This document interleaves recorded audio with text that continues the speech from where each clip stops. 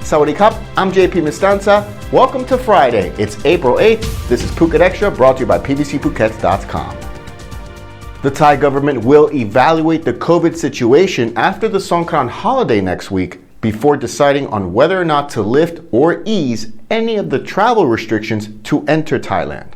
Operators in the struggling tourism sector, from hoteliers to vendors, have called on the government to lift all travel restrictions to help save the economy and tourism. The Public Health Ministry made a proposal in today's CCSA meeting in Bangkok to swap the mandatory RT-PCR test for international arrivals when they land with an antigen test kit instead. But while the CCSA did agree in principle on the need for more easing of travel restrictions to attract more tourists, it's largely going to depend if there is any surge in cases or fatalities during the annual Thai New Year holiday next week, due to the large number of people expected to join the festival this year when they return to their home provinces. Restrictions have been gradually eased since November of last year to help the tourism sector. The government last week lifted the requirement for a pre-travel RT-PCR test for arriving air travelers from April 1st. Tourists are still subject to an RT-PCR test on arrival and an ATK test on day 5 of their stay. A government spokesman admitted existing measures did not allow Thailand to compete with other countries which also relied on spending by foreign tourists. Still, the changes tentatively planned for next month included requiring fewer documents to register for Thailand Pass, a shorter quarantine period, and a reduction of the health insurance cover requirement from $20,000. Meanwhile, the director of Thailand's Department of Disease Control's Epidemiology Division said the Public Health Ministry has forecast that daily infections could hit 50,000 on April 19th, a couple days after Songkran, unless additional precautions are taken. For more, visit thephuketnews.com. A luxury hotel employee in Phuket was arrested this week on charges of spying on a female guest while they were showering, and he was charged but then released.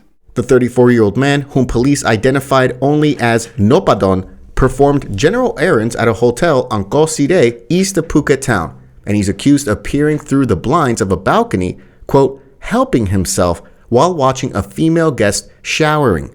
He was apparently seen by the female, and when he noticed, he promptly departed.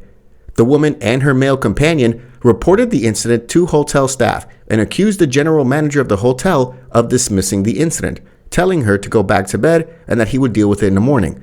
The woman detailed her experience in a Facebook post, which was shared over 800 times before it was removed. Since then, police and provincial officials have gone into overdrive to report everything they can about the incident, which they have deplored as destroying the image of Phuket tourism and sharing news of the police action against Nopadon with hashtags such as "Don't do this to tourists." Once police were aware of the incident, they searched the room and also brought Nopadon in for questioning at about 10:30 p.m. on Thursday night, and he confessed to the crime and was charged with sexual indecency and trespass for purpose of conducting illegal activity. He was then granted temporary release by local police. It's unclear if the luxury hotel in question have fired him. For more, visit thephuketnews.com.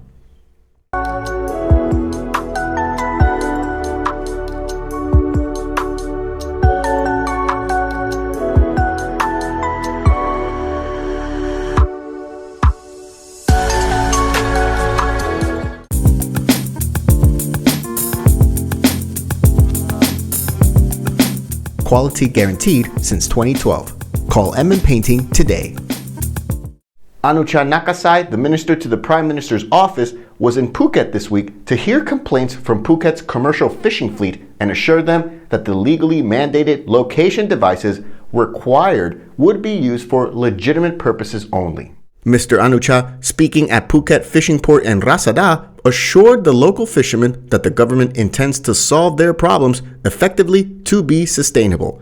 Mr. Anucha explained that the purpose of his visit was to monitor the progress of the requirement for large fishing vessels to be linked to the government's Vessel Monitoring System, or VMS, and for the installation of an automatic identification system device on board.